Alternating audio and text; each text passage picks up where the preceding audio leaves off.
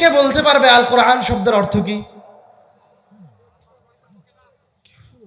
হাত উঠান দেখে কয়জন বলতে পারেন? অল্প কয়েকজন ভাইকে দেখছি যারা হাত উঠিয়েছেন। এই কিতাব আমাদের পরিচয় বহন করে। এই কিতাব ছাড়া যে আপনি যে মুসলমান তা আপনি প্রমাণই করতে পারবেন না। এই কিতাব ছাড়া আপনার নবী যে মুহাম্মদ আর মুহাম্মদ যে সত্য এটা আপনি প্রমাণই করতে পারবেন না। অথচ এই কিতাবের নাম আপনি জানেন না। আরবি ভাষায় কোন শব্দের অর্থ জানার জন্য ওই শব্দের মূল অক্ষরের দিকে ফিরে যেতে হয়। আমরাও যদি আল কোরআন শব্দের অর্থ জানতে চাই তাহলে এই শব্দের মূল অক্ষরের দিকে ফিরে যেতে হবে।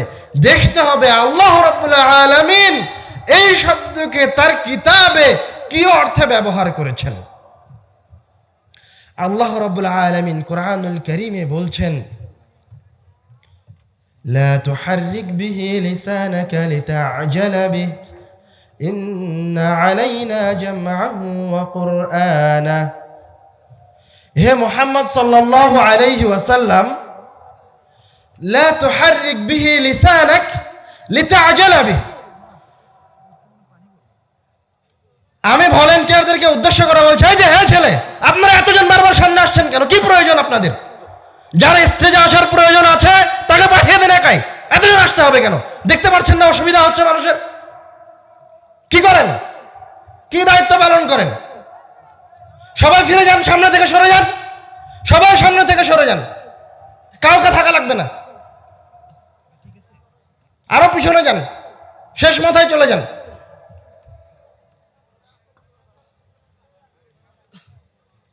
পরিবেশ নষ্ট করবেন না। আমরা গুরুত্বপূর্ণ আলোচনা করছি,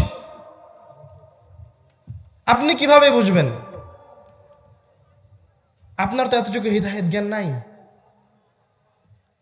আপনি তো আপনার জীবনের যে 25 বছর পার হয়ে গেছে, 30 বছর পার হয়ে গেছে, আপনি তো মূল্যায়ন করতে পারেননি।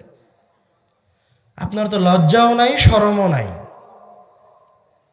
লজ্জাও নাই, শরমও নাই, হায়াও নাই। আলোচনার শুরুতে এতবার বলার পরেও আপনি কিভাবে, কোন লজ্জায়, কোন শরমে আবার এদিকে আসলেন? একটু শরম করেন। আল্লাহ রাব্বুল আলামিনের এই কিতাবকে একটু মূল্যায়ন করার চেষ্টা করেন। অন্তত কয়েক ঘন্টার জন্য, অন্তত একটা ঘন্টার জন্য মূল্যায়ন করেন। কেন আপনারা সবাই এদিকে আসার প্রয়োজন মনে করছেন একসাথে?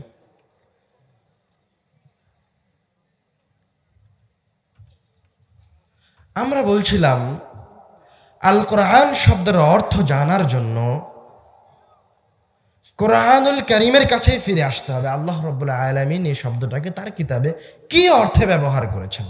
আল্লাহ রাব্বুল আলামিন বলছেন, লা তুহাররিক বিহি লিসানাকা লিতা'জালা বিহি ইন্না আলাইনা জামআহু ওয়া কুরআনা। হে মুহাম্মদ সাল্লাল্লাহু আলাইহি ওয়াসাল্লাম, লা তুহাররিক বিহি লিসানাক হে মুহাম্মদ সাল্লাল্লাহু আলাইহি ওয়াসাল্লাম, আপনি কোরআন মুখস্থ করার জন্য তাড়াহুড়া করিয়েন না। ইন্না আলাইনা জামআহু ওয়া কুরআনা, আমার উপরে, আমি আল্লাহ, আমার উপরে এই কিতাব সংরক্ষণের দায়িত্ব আছে এবং আমি আল্লাহ, আমার উপরে এই কিতাবকে তেলাওয়াত করানোর দায়িত্ব আছে। তো আল্লাহ রাব্বুল আলামিন এই আয়াতে বলছেন, এই আয়াতে কোরআন শব্দটাকে তেলাওয়াত করা অর্থে নিয়ে আসলেন কফ রা হামজা অক্ষর থেকে।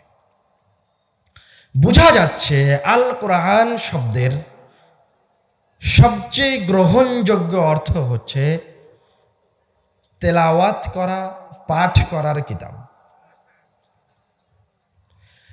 এখন আপনাদের মাথায় একটা প্রশ্ন আসবে, সেটা হচ্ছে আল্লাহ রাব্বুল আলামিন তার এই কিতাবের নাম তেলাওয়াত করার কিতাব, পাঠ করার কিতাব কেন রাখলেন? আরো তো অনেক সুন্দর সুন্দর নাম আছে, কত নাম আছে, কত ভালো ভালো নাম আছে। তেলাওয়াত করার কিতাব, পাঠ করার কিতাব কেন রাখলেন? এই প্রশ্ন জাগে না আপনাদের মাথায়? এর পিছনে অনেক কারণ রয়েছে। তার মাঝে সবচেয়ে গুরুত্বপূর্ণ কারণ যেটা আমার কাছে মনে হয়েছে, যেটা আমি সব সময় উল্লেখ করি, সেইটা আপনাদেরকে আবার বলছি, মনোযোগ দিয়ে শুনুন। এই কিতাব থেকে আপনি যদি কোনো উপকার পেতে চান, আপনি যদি এই কিতাব থেকে কোনো কিছু অর্জন করতে চান, আপনি যদি মনে করেন আমার শয়তান থেকে পরিত্রাণ দরকার, আপনি যদি মনে করেন আমার জীবনে সফলতা দরকার, আপনি যদি মনে করেন আমার জীবনে উত্তম রুজি দরকার, আমার রিজিকে বরকত দরকার, আপনি যদি মনে করেন আমার ইহকালীন জীবনে যেমন মুক্তি দরকার, পরকালীন জীবনেও এরকম মুক্তি দরকার, তাহলে আপনাকে এই উপকারগুলি নেয়ার জন্য এই কিতাবের আয়াত তেলাওয়াত করে নিতে হবে, এই কিতাবের আয়াত অধ্যয়ন করে নিতে হবে।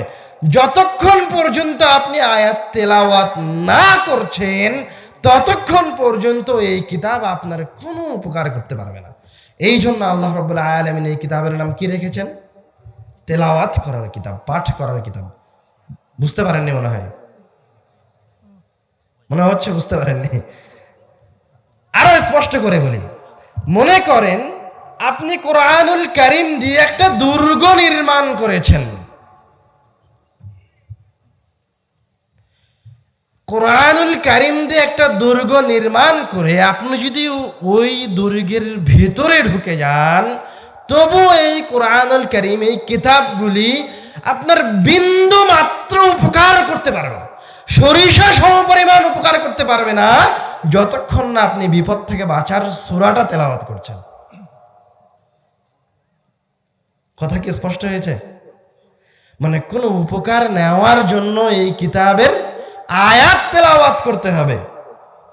এই কিতাব আমার হাতে আছে, আমি এই কিতাবকে বুকে ধরে আছি, কিন্তু উপস্থিত এই কিতাব আমার কোনো উপকারে আসবে না। কখন উপকারে আসবে? আমি আয়াতুল কুরসি তেলাওয়াত শুরু করলাম, আল্লাহু লা ইলাহা ইল্লা হুয়াল হাইয়ুল কাইয়্যুম, এই আয়াত আমি তেলাওয়াত করতে শুরু করলাম।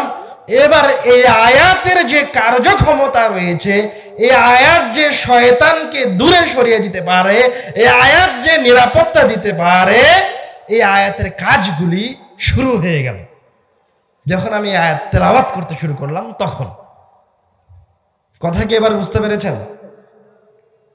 এখন কথা হচ্ছে, যারা কোরআনুল কারীমের আয়াতগুলিকে সংখ্যায় রূপান্তরিত করে তাবিজে ঢুকিয়ে বলছে এই তাবিজ আপনাকে যাবতীয় বালা মুসিবত থেকে রক্ষা করবে, নাউযুবিল্লাহি মিন যালিক।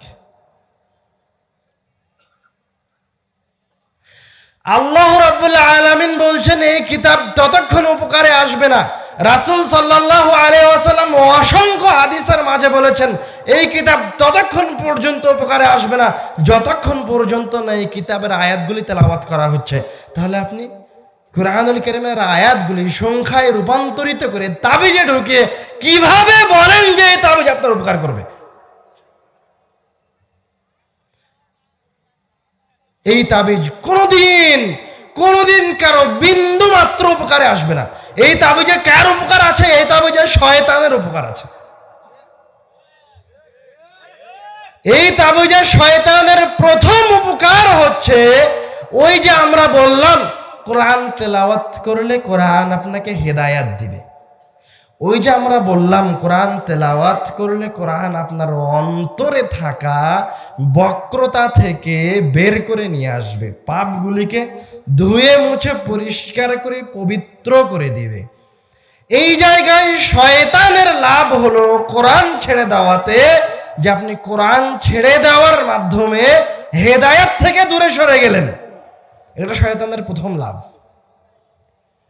দ্বিতীয় লাভ হচ্ছে যখন আপনি কোরআন ছেড়ে দিলেন আর তাবিজ গ্রহণ করলেন, তখন শয়তান তার জীবনের সবচেয়ে বড় সফলতায় উপনীত হলো, সেটা হচ্ছে আপনাকে শিরকে নিয়ে গেল। আমি এই কথা বহুবার বলেছি, শয়তান আপনাকে সরাসরি শিরকে নিয়ে যাবে না। আপনি তো মুসলমান, আপনি তো মুমিন, আপনি তো জানেন আল্লাহ এক, আপনি কোনোদিন আল্লাহর সাথে সরাসরি শিরক করবেন না, এ কথা আপনি কোনোদিনই বলবেন না যে আল্লাহ দুইজন। কেউ আছে যে এই কথা বলবে আল্লাহ দুইজন? কেউ বলবে না। ওর গলা চেপে ধরা হয়, আর যদি ওর নিঃশ্বাস থেমে যায়, ও যদি মরে যায়, তবুও স্বীকার করবে না যে আল্লাহ দুইজন। কেন স্বীকার করবে না? যদি একবার বলেছে আল্লাহ দুইজন, তাহলে কি হলো? সব বাতিল হয়ে গেল। তো শয়তান আপনাকে এইভাবে শিরকে নিয়ে যাবে না। শয়তান জানে যে মুসলমানের অন্তর, মুসলমানের ঈমান সরাসরি বিকৃত করা সম্ভব নয়। শয়তান আপনাকে একটা উপায় অবলম্বন করে, একটা পথ অবলম্বন করে আপনাকে শিরকে নিয়ে আসবে। সেই উপায়ের একটা উপায় আপনি জানেন, কোরআনুল কারীম মহান কিতাব। বাপরে বাপ, আপনার এই আবেগটাকে শয়তান কাজে লাগায়। আপনি এখন মনে করছেন এই কিতাবের আয়াত, এই আয়াতগুলি যদি আমার সাথে থাকে, এই কিতাবের আয়াত আমার সাথে থাকবে আর শয়তান আমার ক্ষতি করতে পারবে, এটা কি কোনোদিন সম্ভব? এইভাবে শয়তান আপনার সাথে গেম খেলে। শয়তান সরাসরি আপনাকে কবর পূজায় নিয়ে যাবে না। আমি স্টেজে বসে আছে যারা, তাদের সম্মানার্থে বলছি, এবং যারা ভলেন্টিয়ার আছে তাদের সম্মানার্থে বলছি, হয় আপনারা কথা বলবেন, না হয় আমি কথা বলবো, না হয় মঞ্চ থেকে উঠে যাবো। কথা বলেন কিভাবে?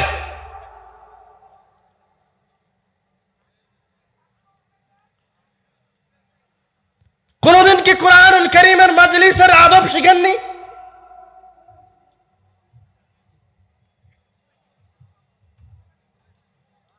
হেঁটে বেড়ান কিভাবে? এর পরের বক্তা যখন আসবে তখন আপনারা নড়াচড়া শুরু করবেন, তার আগ পর্যন্ত কেউ নড়াচড়া করবেন না। রাসূল যখন কথা বলতেন তো সাহাবীরা এমন ভাবে বসে থাকতো, যদি পাখি এসে মাথার উপর বসে তাও পাখি বুঝতে পারবে না যে মানুষের মাথায় বসলাম, সাহাবীরাও বুঝতে পারবে না যে পাখি এসে ওর মাথায় বসলো। তা আপনি কেন এত লড়াচড়া করার প্রয়োজন মনে করছেন? দিনরাত 24 ঘন্টা 1 ঘন্টা বসে থাকা যায় না স্থির? আপনার কারণে তো আমি আলোচনার মাঝখান থেকে অন্য জায়গায় চলে গেলাম। আমি আবারও বলবো, যারা ভলেন্টিয়ার আছেন ওই জায়গায় দাঁড়ান। শুধুমাত্র যে দায়িত্বশীল, যে কাজের জন্য স্টেজে আসবে, বক্তা যখন স্টেজে আসবে তাকে নিয়ে আসবেন, তার আগ পর্যন্ত কেউ চলাফেরা করবেন না, এবং স্টেজে বসে কেউ কথা বলবেন না। শ্রোতাদের আকর্ষণ অন্যদিকে চলে যায়, এরকম কোনো কাজে লিপ্ত হবেন না। আল্লাহ রাব্বুল আলামিন কোরআনুল কারীমে বলছেন, দেখেন আল্লাহ রাব্বুল আলামিন কোরআনুল কারীমে বলছেন, وَإِذَا قُرِئَ الْقُرْآنُ فَاسْتَمِعُوا لَهُ وَأَنصِتُوا لَعَلَّكُمْ تُرْحَمُونَ।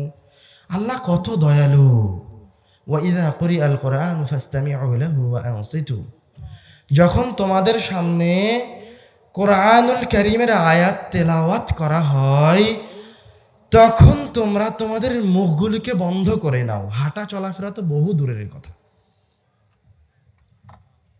তখন তোমাদের মুখগুলিকে বন্ধ করে নাও এবং মনোযোগ সহকারে কোরআন তেলাওয়াত শ্রবণ করো।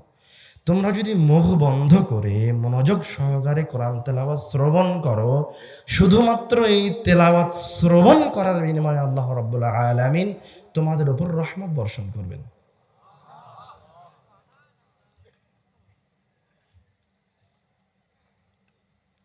আর কাফেরেরা বলে, লা তাসমাউ লিহাযাল কুরআনি ওয়ালগাউ ফীহি লাআল্লাকুম তাগলিবুন।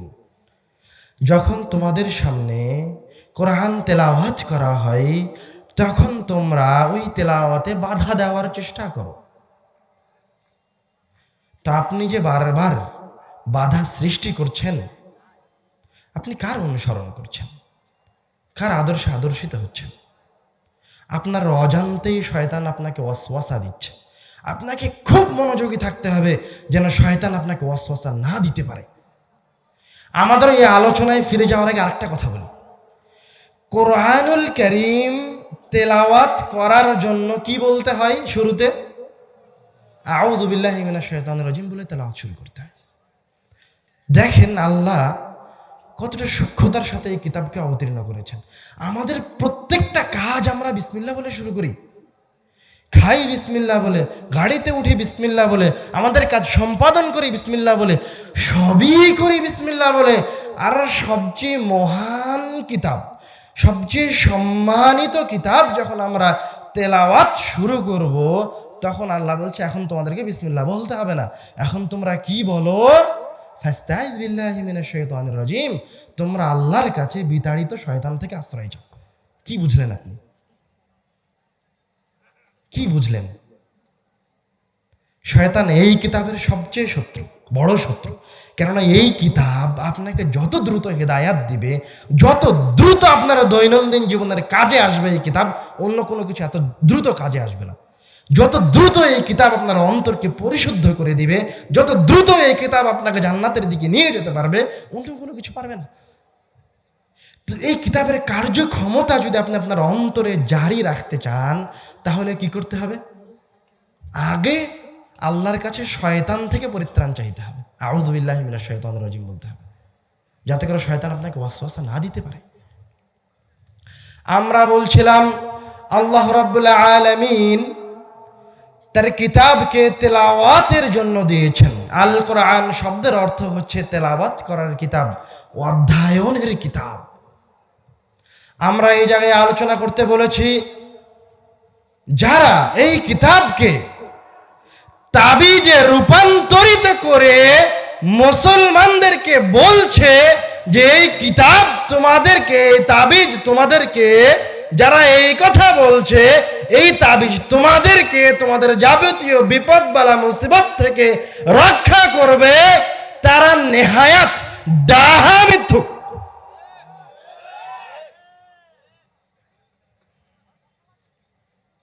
তারা আপনাদেরকে শিরিকের মাঝে নিয়ে যাচ্ছে শয়তানের ওয়াসওয়াসায় পড়ে। আমরা তার একটা উদাহরণ দিয়েছি যে কোরআনকে কিভাবে বিকৃত করে একজন মুসলমানকে শিরকে নিয়ে যাওয়া যায়। আর একটা উদাহরণ দেখেন, আপনি আপনার জীবনে অনেক পাপ করেছেন। আমরা মুসলমানরা তো আবেগী, অনেক পাপ করেছি, এত পাপ করেছি, জেনায় লিপ্ত হয়েছি, চুরি করেছি, সুদ খেয়েছি, ঘুষ খেয়েছি, কত কি করেছি হিসাব নাই। বিপদে পড়ে গেছি, এখন বড় বিপদে। চিন্তা করছি এত পাপ নিয়ে আমি আল্লাহর সামনে যাব কিভাবে। এটা হচ্ছে শয়তানের ওয়াসওয়াসা।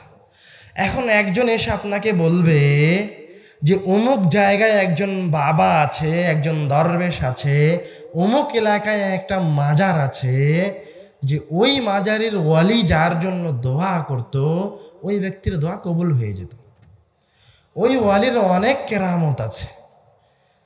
তো তুমিও চলো ওই ব্যক্তির কাছে যাই, ওই মাজারে যাই, ওই মাজারে গিয়ে যদি কিছু মানত করো তাহলে তুমি আল্লাহর নিকটবর্তী হতে পারবা। নাউযুবিল্লাহি মিন যালিক। শয়তান কিন্তু সরাসরি আপনাকে এই কথা বলছে না যে চলো ওই মাজারে গিয়ে ওই মাজারে সিজদা করি, ওই মাজার হচ্ছে দ্বিতীয় আল্লাহ। এই কথা শয়তান কোনোদিন বলবে না। কেন? বললেই তো আপনার ওই কবরে কোনোদিন যাবেন না। শয়তান পলিসি চেঞ্জ করে ফেলেছে, পদ্ধতি চেঞ্জ করে ফেলেছে। বলছে যে ওই মাজারে ওই ওলির কাছে আসো, ওই ওলি আল্লাহর ওলি ছিল, আল্লাহর ইবাদত গুজার ছিল। তাহলে ওই মরা ব্যক্তিটা, বেকার অথর্ব ব্যক্তিটা তোমাকে আল্লাহর কাছে নিয়ে যাবে। নাউযুবিল্লাহি মিন যালিক। এইভাবে শয়তান মানুষকে শিরকের মাঝে নিয়ে যায়। আমরা আমাদের কোরআনুল কারীমের এই গুরুত্বপূর্ণ আলোচনায় কোরআন শব্দের অর্থ এবং কোরআনুল কারীমের 2-3টা বৈশিষ্ট্য বলার পরে কোরআনুল কারীমের গুরুত্বপূর্ণ কিছু সূরার দিকে এগিয়ে যায়। عن أبي سعيد الخدري رضي الله تعالى عنه قال قال رسول الله صلى الله عليه وسلم রাসূল সাল্লাল্লাহু আলাইহি ওয়াসাল্লাম বলেন, মান ক্বারাআ সূরাতাল কাহফি ফি ইয়াউমিল জুমআতি আদাআ লাহু নূরুন মা বাইনাল জুমআতাইন। তোমাদের মাঝে থেকে কেউ যদি জুমার দিনে সূরা কাহফ তেলাওয়াত করে, তাহলে পরের জুমা আসা পর্যন্ত ওই সূরা কাহফ তেলাওয়াতকারী ব্যক্তির ঈমান জ্বলজ্বল করে জ্বলতে থাকবে। দেখেছেন আল্লাহ কোরআনুল কারীম দিয়ে আপনার ঈমানকে উজ্জ্বল রাখার ব্যবস্থা করেছেন কত সহজে। এখন কেউ যদি চায় যে আমার মৃত্যুটা ঈমানের ওপরে হোক, তাহলে কি করবে? কি করবে সে? সূরা কাহাফ তেলাওয়াত করবে, ভুলে যেহেন না।